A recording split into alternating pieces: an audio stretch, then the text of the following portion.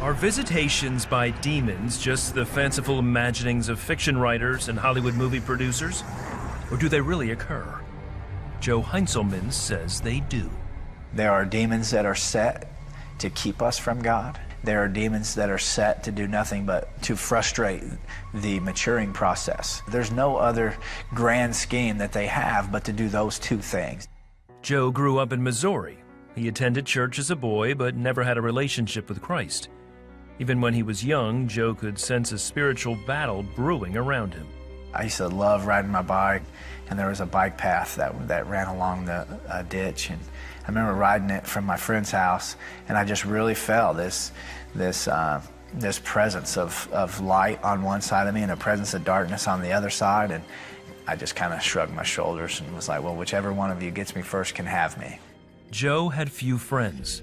He also never knew his birth father. The loneliness and fear he felt as a child would lead him down a dark path. The biggest thing I was looking for back then would be relationships. It was the piece of my life I felt was missing.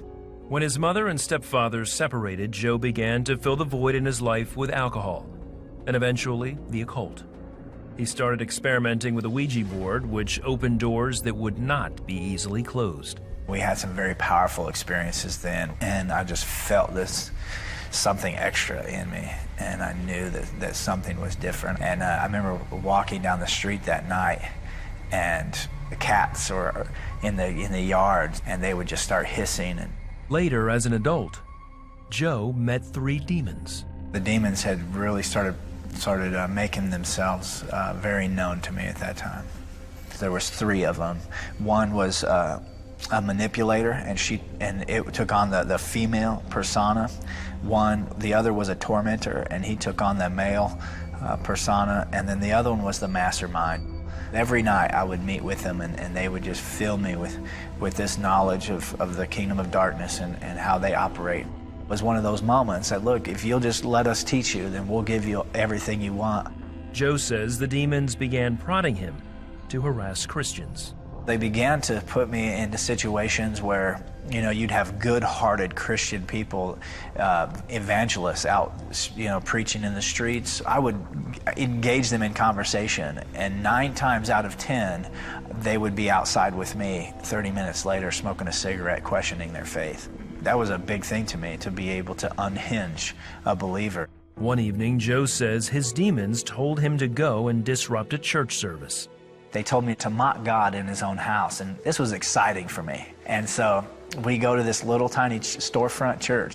As I was walking into the doors, those 3 handlers had to stand outside the door. It wasn't that they didn't want to go in, it was that they couldn't go in. That night, the war for Joe's soul intensified. The singer began to sing about taking the children back from the devil, and I got infuriated. I mean, it was just boiling inside of me, and I was wanting to explode and to tell her, man, leave the children alone, they're mine. Eventually, the pastor gave an altar call.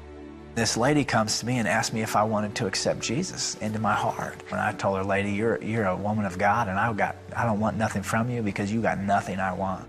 I don't have any clue how I got there, but I was at the altar. For almost 45 minutes, they were just casting these demons out of me all over the sanctuary. And so all I could think about was, man, the devil's going to kill me. They're waiting for me right outside. And this sweet old lady was patting me on the back, and she's like, oh, you're going to be okay, son. It'll be all right. Don't worry. Joe says although he accepted Christ that night, he didn't surrender his heart. He broke those strongholds off of me, but there was still that broken heart that he wanted to heal. I remember looking back as I was getting into the car at those 3 handlers and just the hate that they were filled with, and the darkness and it was all just directed to me, and I knew that it was on. I knew that they were coming for me. Over the next 9 months, he went on a drug and alcohol binge, trying to run away from God. I was so willing to run back into the darkness of trying to get high enough and trying to get drunk enough and trying to do enough crazy things to get this influence of light away from me. He was arrested for robbing convenience stores and sent to jail. He became involved in a prison gang and was even planning to kill a man to prove himself. But then, November 16th of 2002, I sat on a park bench overlooking the prison yard. Another gentleman that I had been in several violent altercations with had come, and he just asked me some questions. At that point, Joe was faced with the many bad choices he had made in life. God used him to speak his truth in my heart, to tell me that, man, I have a better path for you. And I decided, you know what? Whatever you have for me, if you can get me out of this moment, then if you have something better than my plan, then I'm willing to do it. And so I got off that park bench that day and started walking towards God and never looked back.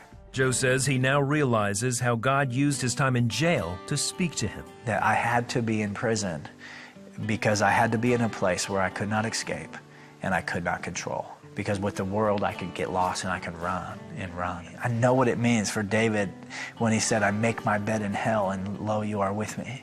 You know, because when I ran back out into the world, he was still there and he was still wanting to love me. Before he was released, Joe entered a 12-step program and with God's help was freed from substance abuse and the demons that tormented him for so many years. God was constantly showing me that he is so much more powerful than any of these things, and that Jesus came to set us free from those things, that those things do not have to have the reign in our lives that we give it. Upon his release, Joe got a job working with troubled youth at a ranch in Arkansas. He also pastors a small church and ministers to those who struggle with demonic influences in their lives. Jesus says that we can know God as God knows us. Man, I want to know how many hairs is on his head. I want intimacy with Christ and with the Father. You know, there's a lost and dying world out there that needs to know that he loves us and he's more powerful than any darkness that could ever overtake you. His grace and his mercy, his compassion for you is greater than any sin.